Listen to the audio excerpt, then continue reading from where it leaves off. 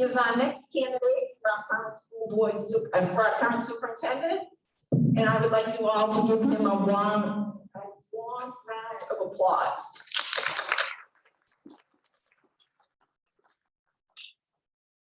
I would like to ask each of the board members to introduce themselves to Zach. I'm Ann Walker, and I have been on the school board. This is my 5th term. And welcome. I am Carrie Nolte. I have spent an entire month on the school board. I'm a new member. And my background is in nursing as a nurse practitioner and a UNH nursing professor.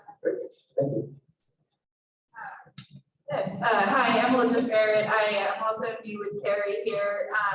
My background is as a family law practitioner and recently child protection work. And so looking forward to learning more about it tonight. Hi, Don. Welcome back. Open up board member and part of the search team that's put you through this grueling process. So appreciate you being in and being with us here tonight. I've got 2 in the district and 1 that's just an alum. You want to go back to you guys? and share who you are? We have kids too. That's Okay. Hi, I'm Brian. I have 3 kids at Don Darrow, 2 5th graders and a 1st grader. And this is my 5th year on the school board, so 2nd term, and technology executive by trade. Hi, I'm Lisa. I'm a new board member and a freelance journalist. I have a 5th grader at Little Harbor and an 8th grader at this building. Carrie's got a kid at New Franklin Elementary and Liz has a kid at Don Darrow Elementary. There's a journalist taking care of that. Sorry. Hi, I'm Kim Cruz. I have 2 kids in middle school. And I am in the middle of my 1st term. So it's 2 years in. And I think it Seeing you so many times. Many times, yes. I just remind you, I am the vice chair of the school board and the co-chair of Search for Faith Hope. You have 2 middle schoolers as well, and I teach high school science. Okay, thank you, fellow board members. Okay, Zach, we're each going to take a turn and ask you a question. Great. So I have the first question. All right. You had the great pleasure of spending the day in our district today. I'm sure that was a fabulous experience. Can you share with us what you learned or observed about our district today? Do you think you would be a good fit? So I think, so coming from the experience that I have most recently, the community that I'm in, which has a very different history enforcement and finds itself in a very different situation. You know, what stood out really clearly to me was a couple of things. One, we're just in a position where we can provide a lot for children. But being in a position to provide a lot for your kids doesn't mean you make that choice.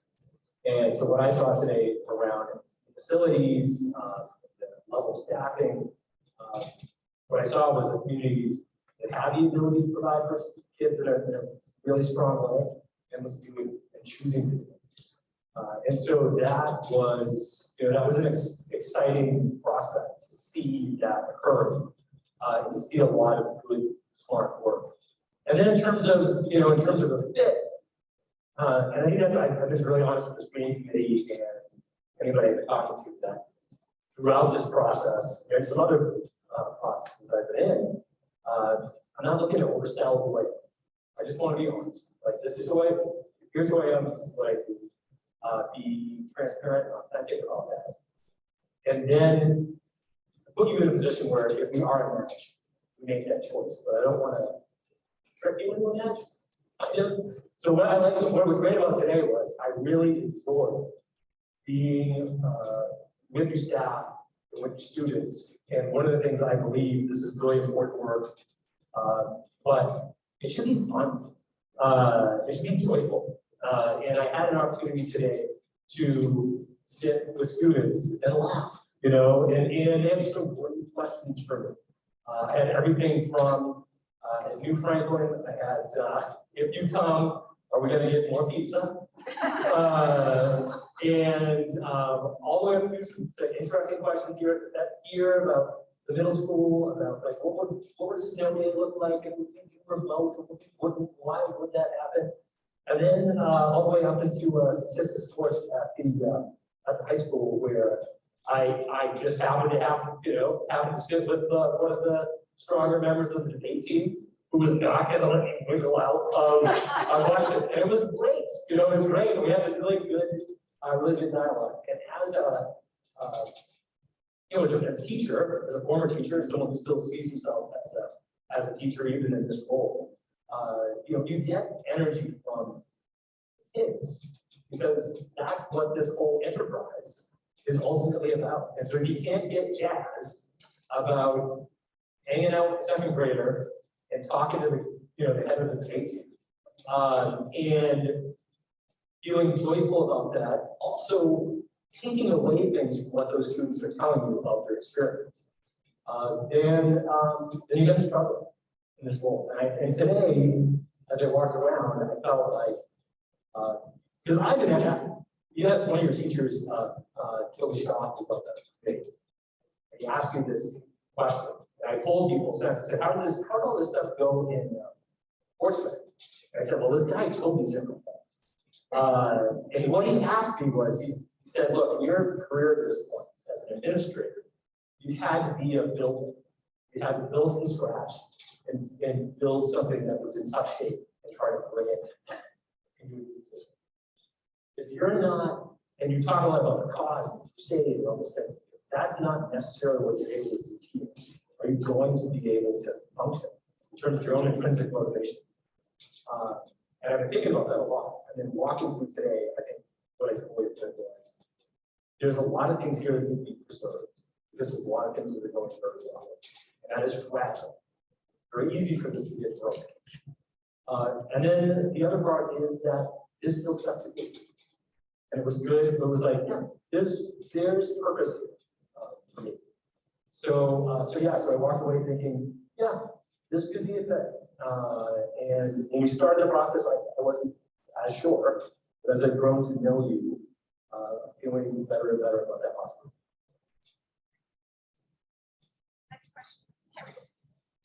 I'll first repeat my daughter's question. Can the board have pizza? Sorry. What was the The answer, I think I did a great talk. I did a two-step on that. And although I did say that I just got out of high school and I saw coming soon Domino's in the cafeteria. And I was like, I don't know if you would be frank with this, but here's a high school. It's a good retention tool. You can tell them if they got through. Yeah, exactly. Sorry, it's been a long week, so I'm a little. Okay. We heard from you last week that some of the steps you take in your early days in our district would be to build rapport and collaborate with various stakeholders. Please share with us what other priorities you have in your first semester here, or where do you see yourself in the district by the end of your Sure. I think so. Anytime any district goes through a transition in top leadership, especially if I'm functioning place where the expectations are high, the trust building starts immediately. Now, when I say immediately, it doesn't start after you hire them. It started as soon as that press release starts, right? People who are concerned about want to make sure that these like the schools are what they want them to do. They started Googling, right? And we had people like, can we clear the air? So when you start, I mean, it tells you where we're at when we do the community stuff last night. It's like, can we clear the air on these couple of issues? So I really do think that in this transition, any transition, people are going to be watching. They're going to be watching for a couple of things in order to build trust with me and my extension the board and the district. And it's the two types of trust you're looking for. One is professional trust. Is this guy competent? Does it seem like, from what I can find on him and what he's initially doing, is he competent? Does he actually know what to do in order to be a superintendent of a $50 million operation? And then the second piece is relational. And it's, are there enough people, and I'm not necessarily going to get to meet 20,000 people, But are there enough people that have contacted me who have talked to people who are like, I think this guy's on it. I like him. And I'm hopeful for where we're gonna go next. So that work, you know, like I said, doesn't start for me once you put me in the contract. It started from last week or earlier this week with the press release. And then last night was already part of that as well. When I talk to my principals all the time about any decision-making process, there's, you know, when they have an immediate decision to make, I tell them, great, have these things you're thinking about, but you always have to keep an eye on long game, long game, long game. My long game is already started. It's happening right, and I'm out of the company. So in that opening, so in that opening kind of period of time, we're going to be going through that. I think you talked about it, but I just want to reiterate it. What I would want to do is be in a position to be powered by the board to make sure as I come in, I'm keeping the ship steady. Even before I come in, that and through that beginning couple of months, that I'm spending a lot of time talking to you. And that I come back to you. And those are internal stakeholders, so as we talk to kids, teachers, talk to whatever. It's also external stakeholders. And some of those external stakeholders, so some of the most important ones to talk to are some of your biggest critics. And go right into those people and say, talk to me about what it is.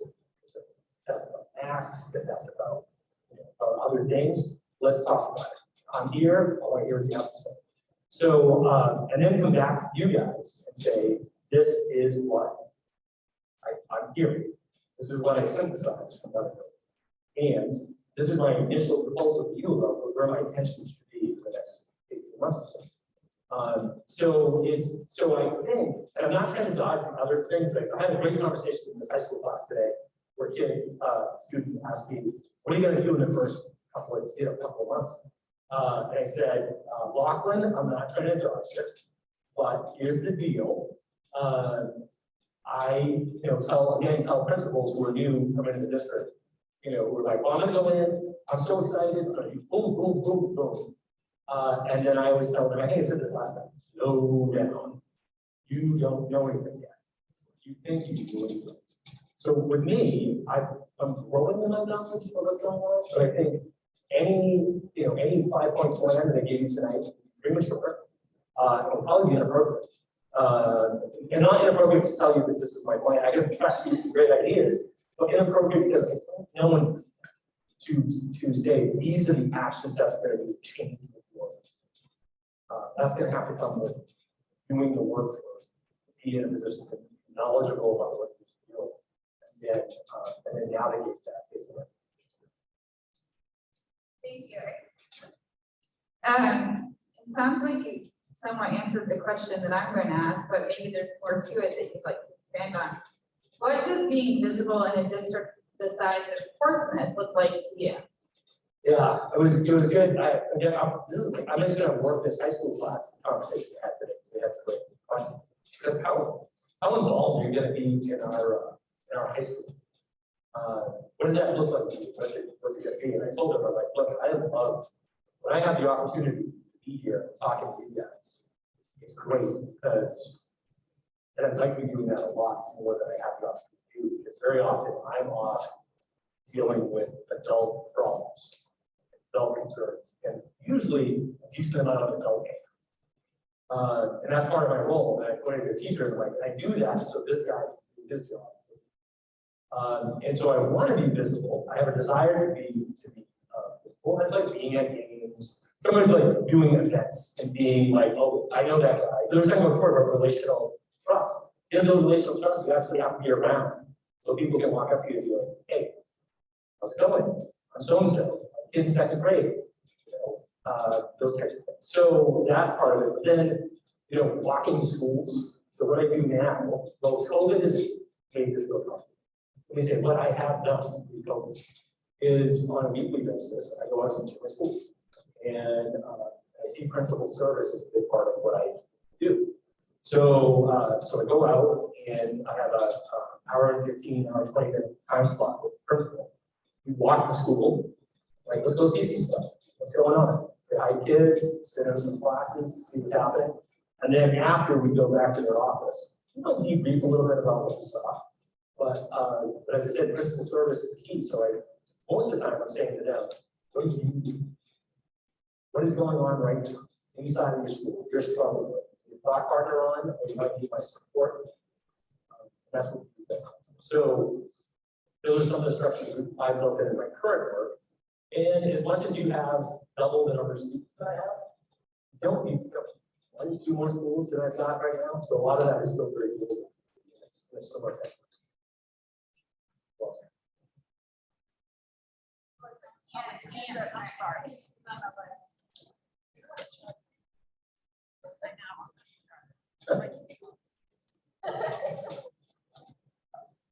Okay. As a superintendent, what steps did you take to ensure that the board goals are translating into the classroom and improving the students' overall experience?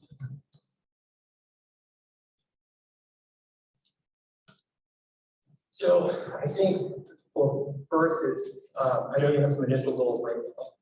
So we're working with you. Anytime that we set up goals, I'm a big believer of as a consultant who has this phrase, it's what gets measured gets done. And so if we have these goals at the time at which we create them, of course, I wasn't here for the creation period, but ideally, with the time at which we create it, we say, okay, this is the goal. What would success in this goal look like? How do we measure that that success has happened? Because if you don't set those things up at the front end, the temptation is, and this is not for people being sneaky, it's just human nature. People move the goalposts, or we talk about anecdotes. We do a lot of anecdote stuff where it's well, are we accomplishing this goal? And someone tells a story about a great thing that happened in middle school. Great, we must be accomplishing that goal. What we did for that kid. But are we accomplishing it for all of our kids? You know, and so when we as a unit work together to come up with goals, it's then identifying how do we measure those things, and then talk about what happens as we are periodically checking on those. What happens when it's not working? So do we need to reconsider the goal? Do we need to reconsider the strategy that's involved in that goal? Or to what extent is that accountability? That could be accountability to principal, it could be classroom. Those are the types of things we have to look at. But it starts with, do you know what success looks like for the goal before you get going? And I don't know where you guys are at.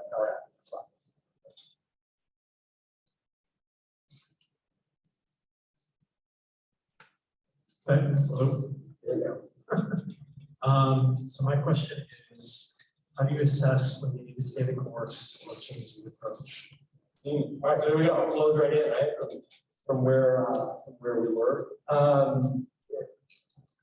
Good question, because I think the tendency at least in education, but I think this is true in most organizations, once you set things in motion, definitely in education.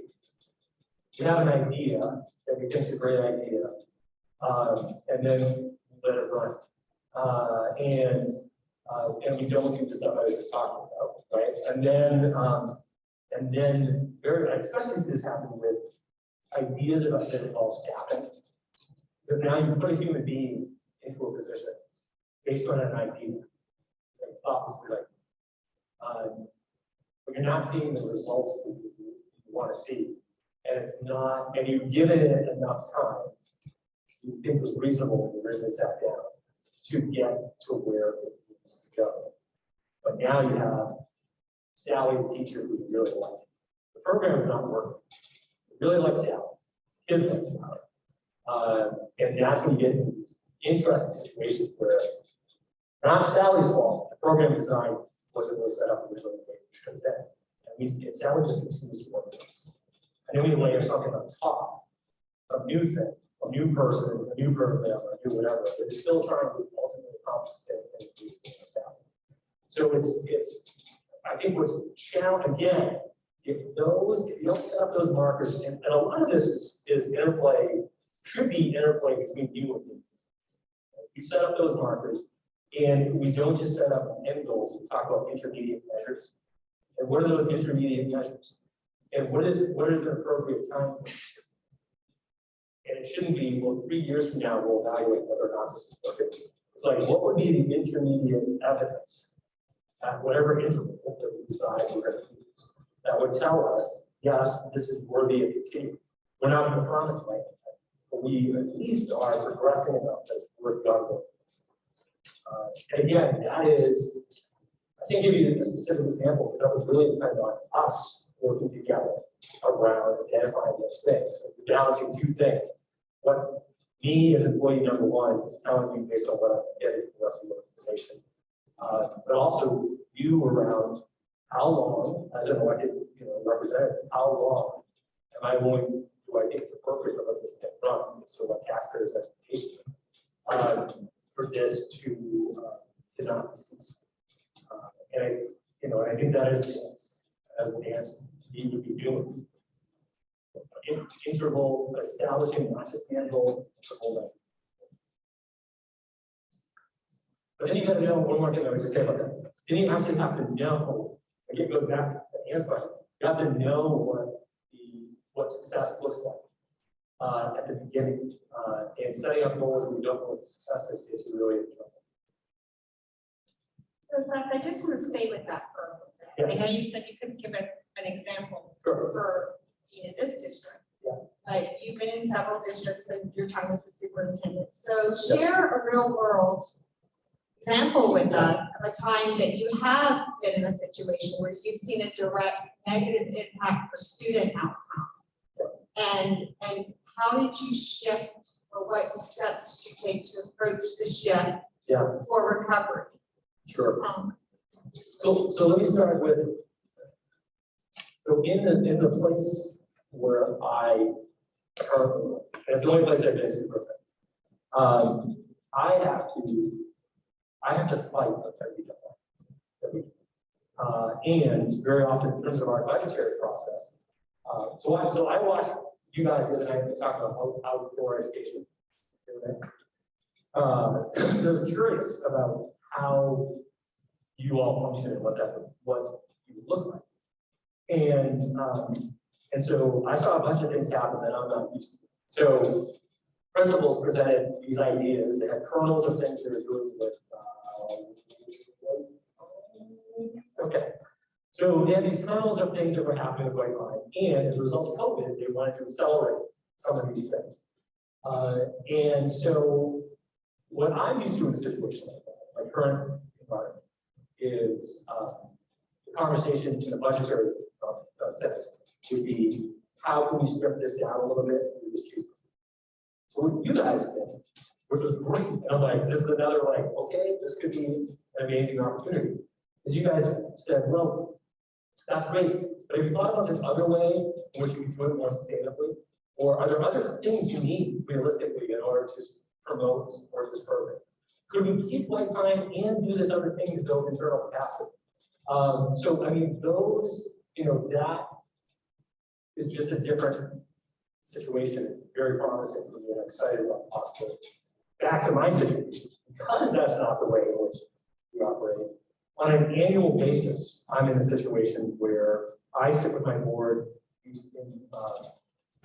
August. You have a conversation, and it's, what is the sandbox in which I have to operate for the taxpayers to take? And here's our mission and vision, what we're trying to do. Here's our strategic plan. What is the sandbox of what you think this is? You can go to the voters, if I give you the best possible plan, say this is worth X amount of dollars. And then I go away after I get those marching orders from the board, and then I sit with my administrators and basically have a conversation. It's like, what is the most efficient and effective thing that we can do to deliver on these goals? Now, we are forced to, as a result of that, over the years, doing this for 10 years, I have had to lay a lot of people off in situations. And so we're in that situation where that occurs. What we're trying to do is make value judgments about what are the most essential programs for kids in our world. We're forced to do that. And sometimes it's not, you were talking before about negative.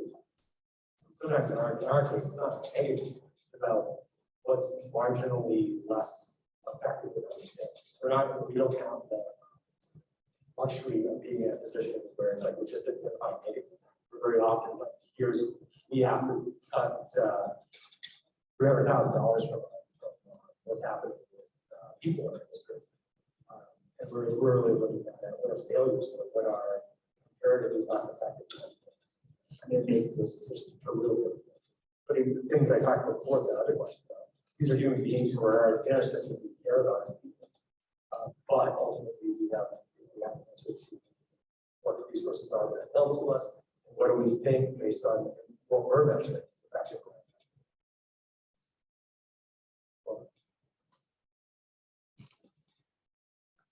Talked about the need to balance resources that are available in your district. Our next question is, what does equity look like in schools to you? And what have been your strategies and outcomes with narrowing equity gaps? Yeah. So I think equity has a lot of different incarnations.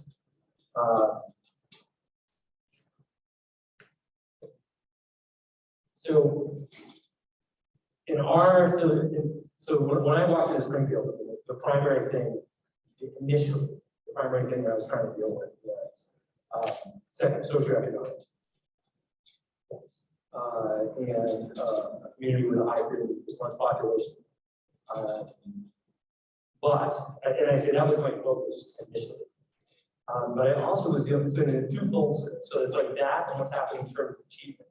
And then simultaneously, there is also questions of equity swirling around disenfranchised students beyond socioeconomic status. And I would tell you, so you guys have seen my stuff, you've heard me talk, and I think you understand at this point part of the story about juxtaposition of Zach, Superintendent of the Year, Zach, free agent, and how those things are, how those jive. And that part of that story is around a disagreement I had with, a fundamental disagreement I had with my board about the fact that taking steps, and these were not radical steps, but taking steps towards improving the ways in which we ensure all students are welcome in our community.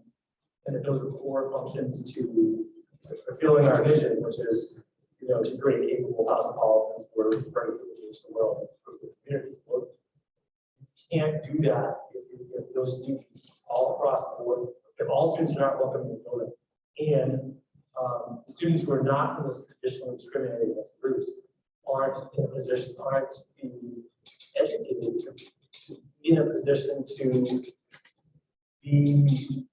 create a welcoming school environment for all students. And so this has been an ongoing battle. It's twofold. It's not just the achievement stuff. I mean, there is real challenge for culturally making shifts within our public institutions that prioritize every single kid walking through the door feeling like they are part of the group. And they're not kind of part of the group, but they're not some subset, but they are full blown. They're Clipper. We're all Clippers. And it's not your type. And so that's been some of the work we've been trying to do. Now, what I naively believed was, as a well-meaning guy, was that what I could do in this community where I saw as an assistant principal, I was dealing with cases of intolerance around race, gender identity, those kinds of things, were that I could do two things. I'd do the punitive stuff that I need to do, but then I would, in addition to the punitive stuff, I would use in my head what I could do with the community was use socioeconomic status as a proxy. And I could get people to say, hey, this is a group of students who are not doing what they need to do before. That I can use that as a bridge to these other things culturally that were problematic. I was naive. I see that. And I learned it from her. In that those issues, those cultural issues in our schools have to be taken on. There's no dodging.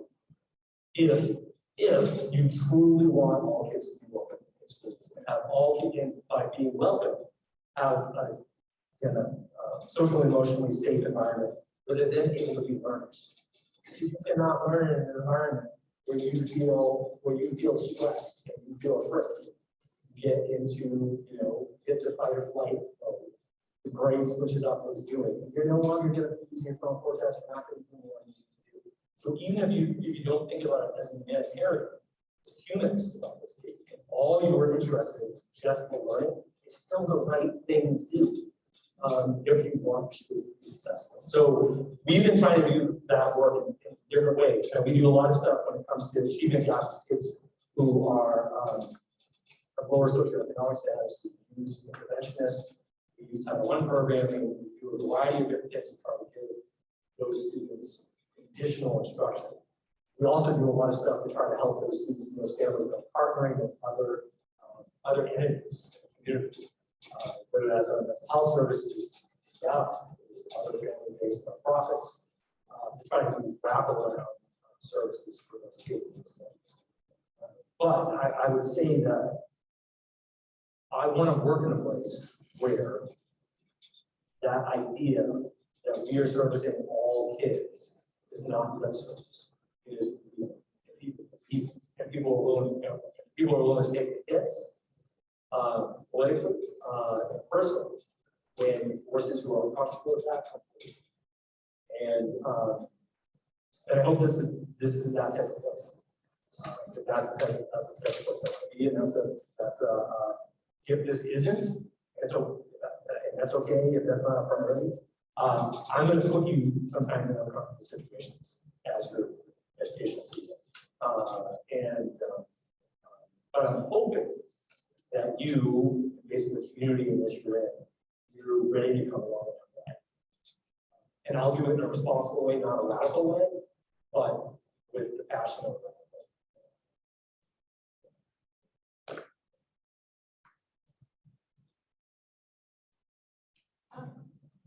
As you know, budgeting is a major goal of the board. Can you share with us a time you had to advocate strongly towards the budget? What was the role you played, specific steps you might have taken to garner support, to share with us the outcome? So the time that I had to be very involved and take an active role advocating the budget was every single year. Because it's just the nature of, I'm in a community that, due to its history, as I came in, had intense distrust of public institutions in general, and further distrust of schools. And I'm also in a really interesting situation where, compared to Vermont, the New Hampshire funding system for schools is pretty simple. And in Vermont, it's super complex. And it's complex. The complexity is due to a desire to create additional opportunities for communities who have less funds. But if you're in an environment where people distrust public institutions by nature, even when you have programs which are designed to help those communities, there are times where people are like, well, no, this has got to be, Zach, when you're telling us that for every dollar we put in into the pot of state education fund, we can pull out $4, it's going to be a scam. And it's like, no, there isn't. So let me explain it again. And so what you'll see from me is I try, it's getting out to community. It's like out to Rotary, out to Kiwanis, out to whatever, it's going to other places. But the other thing I try to utilize a lot, especially around budgets, is video. And so some of it is trying to explain in a visual way how the system works, how we're benefiting from the system. And like, how can you do this really complex thing in like 3 minutes?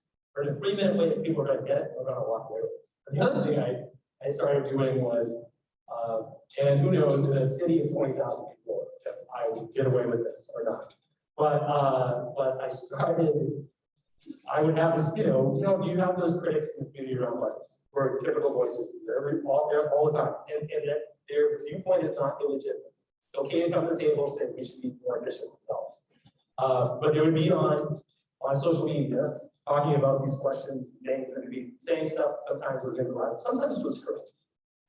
So what I asked people was, I put something out on the Facebook page for us and said, what are your questions about the budget? I will answer.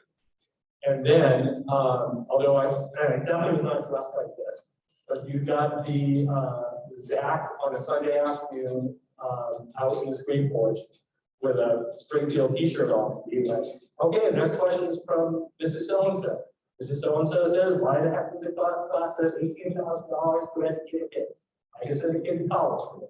And it's like, okay, Mrs. So-and-so, good question. Talking through that. How this works, you know what? And so I recorded all these little videos and went on Facebook for all these different people's questions. And there were times where I was like, nailed it. I totally explained that in a way where it's like, yep. And other times where I had to own things where it's like, yeah, we're not killing that, but we can do a much better job. It's right to point it out. But I'm a huge believer, and I told my board when I hired me, I'm a huge believer in not hiding the warts. Right? You just gotta put it out there. Because again, we go back to the idea of long game. The long game is you need to be credible. You need credibility in those moments. And sometimes that means you gotta own the warts. And so that's what I try to do in those things. And there are years, and I'll tell you that when I came in, the community took pride in voting down the budget every single year in the first one. Before I came in, this was like the thing where, and usually budgets a lot of times aren't about the money. It's about some issue that people are mad about, and they want to express, the best way to express their anger is through the budget. But then I started working on two things that were really important. One, I think I talked about before, legitimizing the viewpoint. You can come and ask us to be more efficient with the dollars. Because what the administration used to do is would say, here's what we need for kids. You kind of have like a little wants budget. Here's what we need for kids. And if you are talking about being against this, I guess you're against kids. It's like, you can't do that. It's legitimate for people to have questions about those types of things. So we opened up that as a possibility. And then I just became more disciplined. And I talked to the screening committee about this. And it's not, I don't know what our transfer/recycling center looks like here. But I said the secret to the budget and relational stuff was dump. I would go over to the dump and I'd stand beside the tin bin, little sign that said, you have budget questions. And people would come up to me and have these dialogues. And the best one is a repeat for the people in the screen. The best one I had was early on. A guy came up to me, I can't use, was recording this, so I can't give you the full language. I'm not voting for that blanket budget. And his thing was, he said, do you know how much that superintendent makes? I'm like, I do. I know exactly how much that superintendent makes. He's like, you, like, yeah, it's me. And then we had this awesome dialogue about kind of what's going on, what's happening in the community. This list of grievances for like 15 years worth of grievances he had against the school district. And as I told the screening committee, I'd love to tell you at the end, and I just listened and asked follow-up questions, showed that I was interested, and was. And I would love to tell you at the end that it was like right out of like the movie. He's like, that's it, I'm voting for the budget, it's great. And he didn't say that. What he did say, which I loved, was he said, I'm still don't think we'll vote for that. But maybe you'll turn it around. I was like, boom. That guy's going out, he's talking to his four buddies in the diner, we're talking to four other people, and I get a foot. The foot in the door is, listen to what you have to say. Legitimize his concern about the budget. And it wasn't a show. It wasn't like me having a secret strategy. And I really wanted to hear from him. And I really wanted to talk about what's going on. I wanted to make sure that we're answering those questions. So I think all of those things. Jump in with perfect. Did the town, the population of the town vote on the budget? Yeah, so you different setup. You don't have a city thing. So it's in the whole town shows up. So I've got coming up. So we do March, first Tuesday in March. I've got it coming up soon. Right? It's like, here we go again. And so the whole town shows up. In our town meeting, we have Australian ballot as opposed to like your classic New England kind of town meeting thing where everybody's on the floor in the gym and they're voting. And so we come out and then they go to the polls.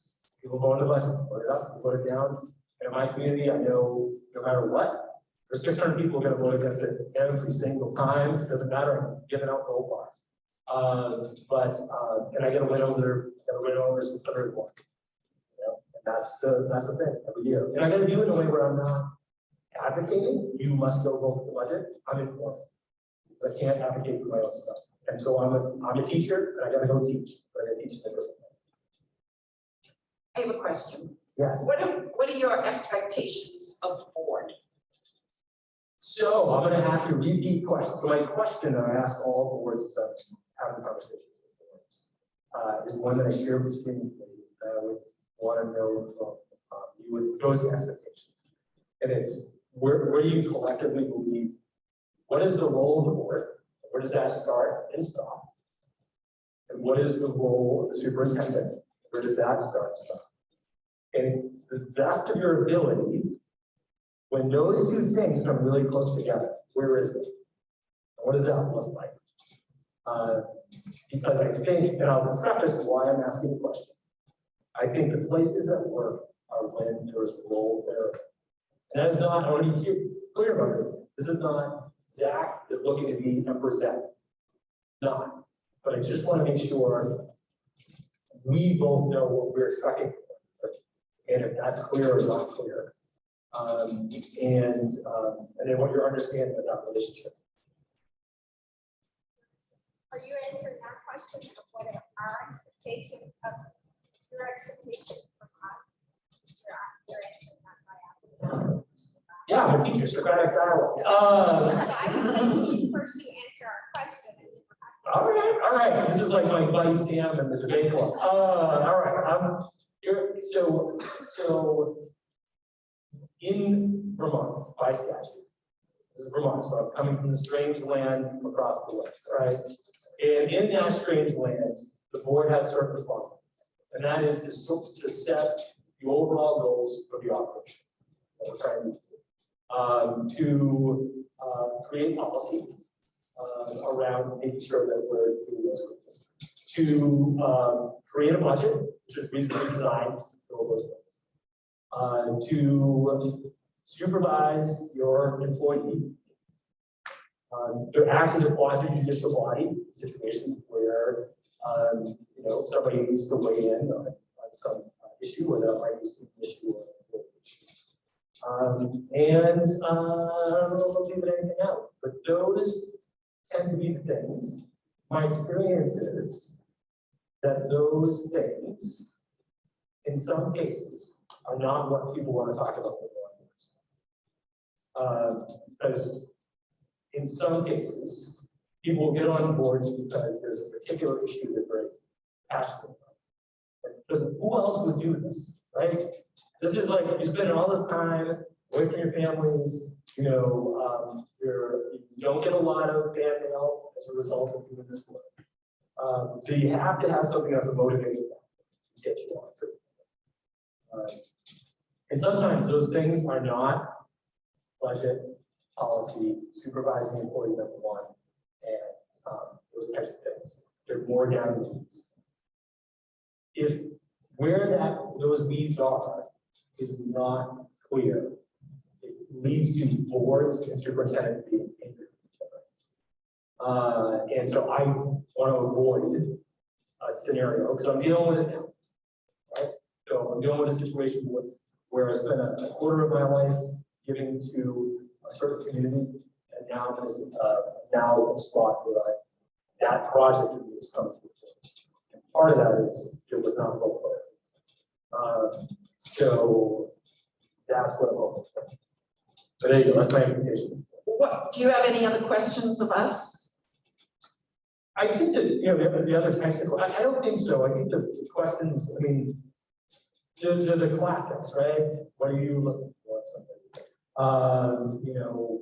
What are you most concerned about in the transition process? What is, we've talked, I've heard some allusions to strategic planning coming soon. I guess that's the case, I'm excited about that, but is that coming soon? What will the hiring process look like for the positions we need to fill? High school principal, lister, what's that going to look like? Does the person who's going to be brought in to fill this role have the opportunity not to dictate that process, but be a voice to take as part of that process? Those are a couple of the questions that. Should I answer them? Yeah. Oh, okay. Well, as far as the vacancies we have for our high school principal Yeah. and our alternative high school, Worcester Academy, We plan to post those very soon, because we want to make sure we take advantage of the fact that people are applying for those jobs now, and we don't want to be left out. So those are probably, that's going to be a position that's posted soon, very soon. We're also having a opening for an athletic director, so we'll have to get that posted also. Strategic planning, yes, that's something that we started before COVID. We wanted to put that committee together and get that work done, but then COVID came and we put it on hold. So that's something that we will bring up again as soon as we can. What else?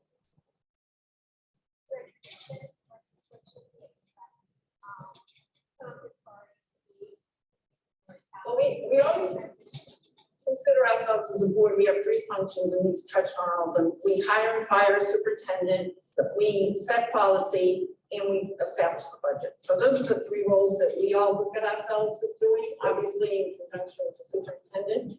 I think our board has always worked very closely with our superintendent on any kind of issue that comes up. But I think what we try to avoid as a board, like I hope we can do this successfully, is micromanaging. You know, the superintendent has his responsibilities, we have our 3 responsibilities. So hopefully we can all work together so that it's congenial.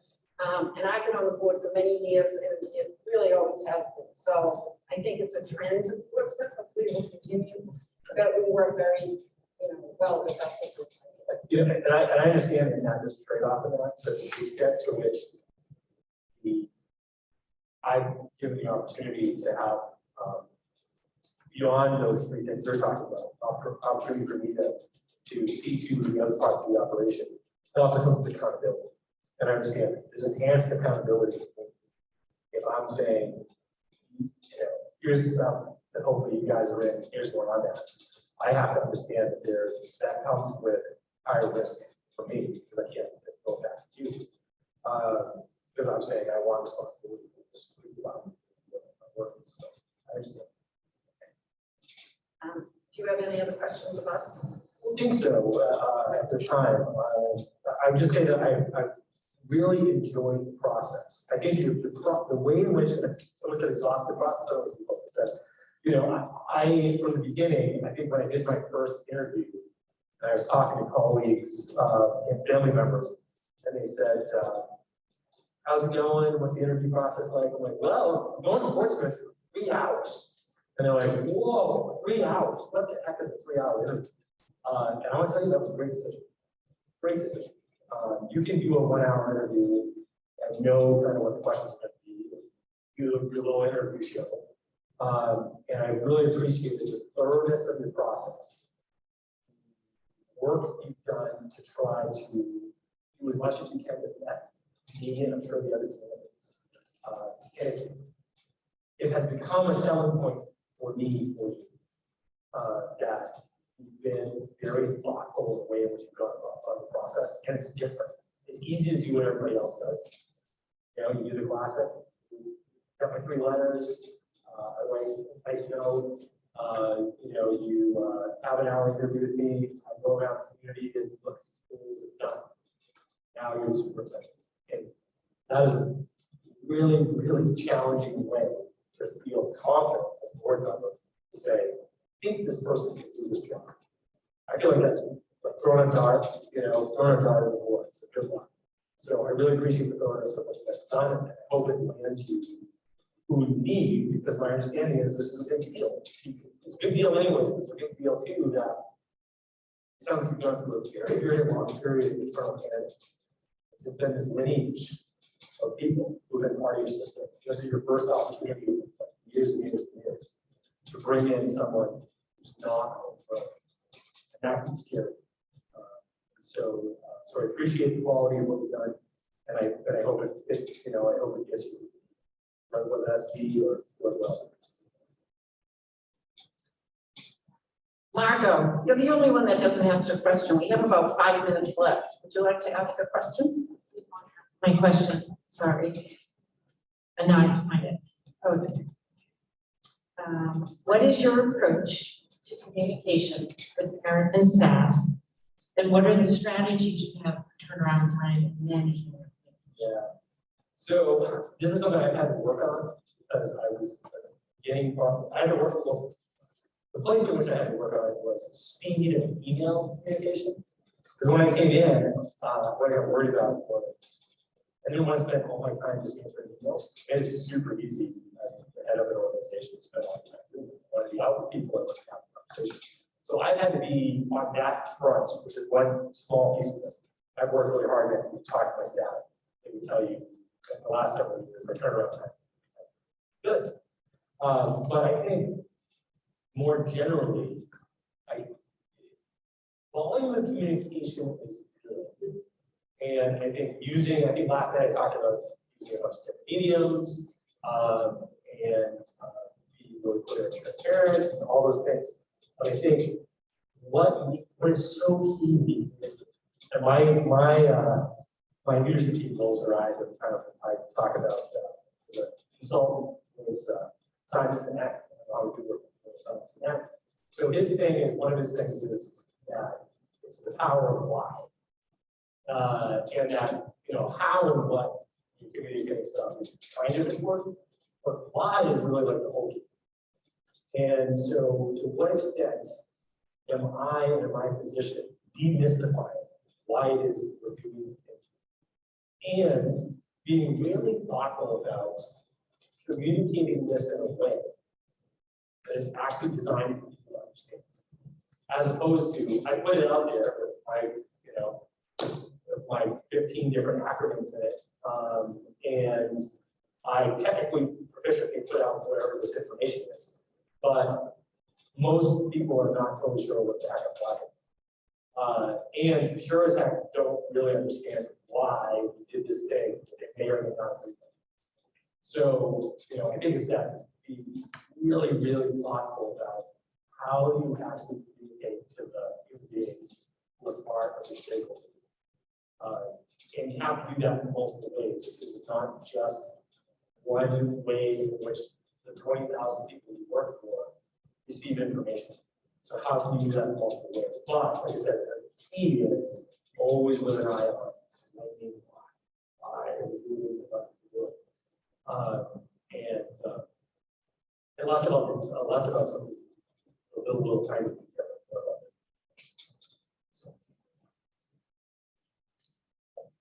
Thank you very much for coming down from the northern part of the world. I came across. It sounds like I'm coming from Canada. I went right, but thank you. It was a pleasure to meet you, and we really appreciate you taking the time to come here, and we'll be in touch. Sounds good. Thank you guys very much. Really appreciate it.